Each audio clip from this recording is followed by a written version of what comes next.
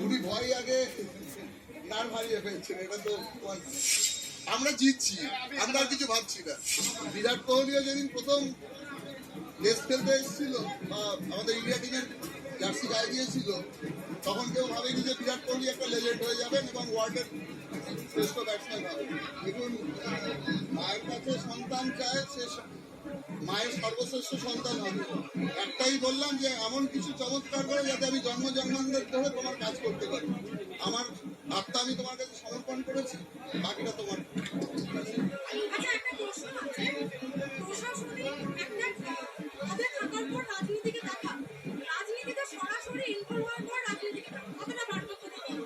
দেখুন, এখানে এখন আমি সরাসরি মানুষের হয়ে কাজ করতে এসেছি। মানুষের যে স্বতঃস্ফূর্ত সাড়া, আগে প্রশাসনিক পদে থাকা আর অবশ্যই মানুষের এই স্বতঃস্ফূর্ততা এবং মানুষের জন্য কাজ করার জন্য আরো বেশি আগ্রহ এখানে বেড়ে যায়। এখন মনে হয় আমি মানুষের জন্য নিজেকে সমর্পণ করেছি, সেই কাজটা আমি করতেই হবে, তাদের লক্ষ্যে এগোতেই হবে। লড়াই কিছু নেই, আমরা জিতছি। আপনার সাথে শতাব্দী রায়ের সম্পর্ক ছিল এবং যোগাযোগ ছিল এর আগেও সেই ক্ষেত্রে কি দাঁড়াচ্ছেন তার কাছ থেকে কোনো বার্তা বা কোনো কথা হচ্ছে? এই স্ক্যান্ডালে কিন্তু দেখুন, উনি ওটা বলেওছেন, ওটা উনি করেননি এবং তার জন্য বলেছেন, আমি প্রশাসনকে বলেছি দেখার জন্য, প্রশাসন দেখুক ওটা সত্যিই কে করেছেন। আর আবার বলছি, লড়াইটা ব্যক্তিগত কোনো লড়াই নয়, দুটো রাজনৈতিক দলের মতাদর্শের লড়াই। আমাদের রাজনৈতিক দল নরেন্দ্র মোদী মাননীয় প্রধানমন্ত্রীর নেতৃত্বে যে কাজ করে চলেছে এবং ভারতবর্ষকে সর্ববৃহৎ স্থানে নিয়ে যাওয়ার চেষ্টা করছে বিশ্বের জগতে, এটা কোনো মানে এর কোনো তুলনা হয়।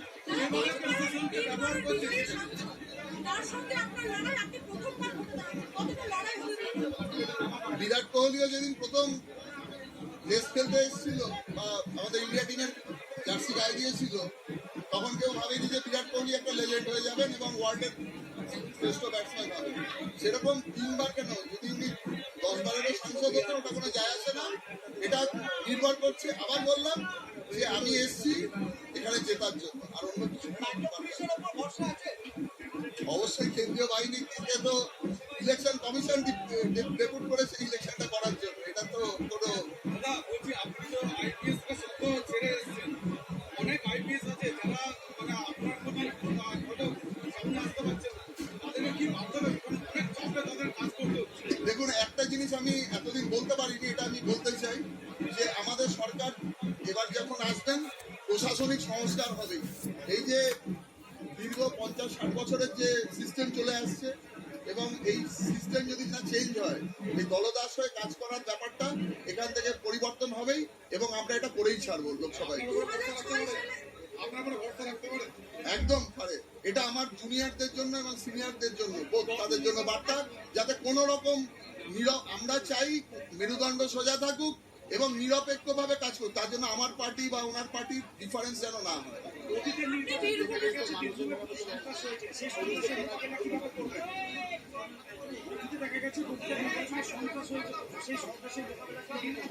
সেই সন্ত্রাসের মোকাবেলা করার জন্যই ইলেকশন কমিশন সচেষ্ট আছে এবং আমরা বিভিন্নভাবে যা আমরা যে ব্যাপারগুলো আমরা পাচ্ছি সেগুলো আমরা টাইম টু টাইম জানাবো এবং আশা করব এবার ইলেকশন অত্যন্ত শান্তিপূর্ণ হবে। তথাপি আমরা প্রত্যেকটি ঘটনার উপর নজর রাখছি।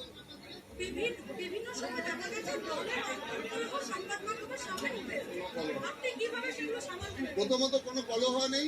প্রথম কথা, কোনো ঘরে যদি 3-4 জন ভাই থাকে, প্রত্যেকের আলাদা ওপিনিয়ন অনেক সময় ফর্ম করে, এটা কোনো ব্যাপার নয়। আমাদের পার্টি সবচেয়ে বেশি সুশৃঙ্খল পার্টি।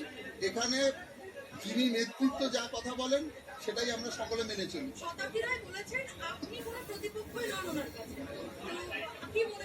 উনি ভয় আগে নার্ভ হারিয়ে ফেলছেন, এটা তো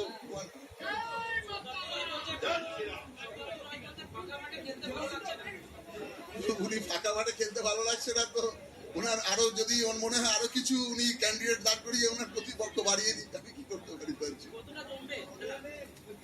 আমরা জিতছি, আমরা কিছু ভাবছি না। শীতলকুচিতে কত বড় ভাওতা ছিল মানুষ এটা বুঝেছে। ওই যে একটি অডিও ক্লিপ যে এসপি কে ফাঁসাও, আর আমরা অ্যাটলিস্ট কোনো বকরির মতো ঘটনা ঘটাই না, এবং সংখ্যালঘুদের জন্য এটা আমাদের বার্তা যে কি ঘটেছে, আপনারা একদিকে ভিকটিম, আপনাদের কি কাজে ইউজ করে, এবং ওই মানুষগুলোকে যতুক দিয়ে যেভাবে পুড়িয়ে মারা হয়েছে, আমার মনে হয় এটা ভালো করে বোঝা উচিত। আর সুশাসনটা অত্যন্ত ইম্পর্টেন্ট।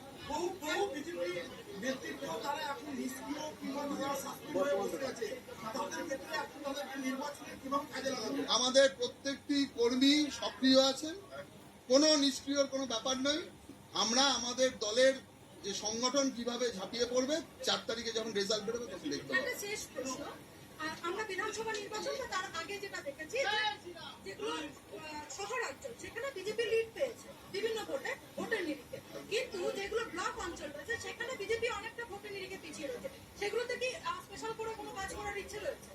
দেখুন, আমরা আমাদের হোমওয়ার্ক বা স্ট্র্যাটেজি তো ডিসক্লোজ করতে পারি না, তবে গ্রামাঞ্চলে মানুষের এবারে সব থেকে বেশি ইনভলভমেন্ট, বা আমরা ওখান থেকে সব থেকে বেশি লিড পাবো এই কারণেই, এই মাত্রা ছাড়া দুর্নীতি, চাকরি চুরি, বালি চুরি, গরু চুরি, সব থেকে বড় কথা মিড ডে মিলের চাল চুরি, তারপরে আবাস যোজনার টাকা চুরি, বাথরুম পায়খানার টাকা চুরি। তো মানুষ এখানে, গ্রামাঞ্চলের মানুষ সব থেকে বেশি এফেক্টেড। রাস্তার টাকাও চুরি করা যায়, কেউ জানতো না এটা আগে। তারপরে আজকে রেশনের যে সমস্ত চুরি হয়েছে, স্বাস্থ্যের বিভিন্ন জিনিস চুরি হয়েছে কোভিডের সময়। তো এক্ষেত্রে গ্রামের মানুষ সব থেকে বেশি জবাব দেবেন, কারণ গ্রামের মানুষকেই, গ্রামের মহিলাদেরই রাত্রে 12টায় সন্দেশকারী থেকে পিঠে বানাতে যেতে হতো। তো এইটা শহরের মানুষ তো অতটা ভিকটিম নন বা ভুক্তভোগী নন, ফলে শহরের মানুষ আগেই আমাদের সঙ্গে ছিলেন, গ্রামের মানুষ এবার দ্বিগুণ উৎসাহে আমাদের সাথে আসবেন।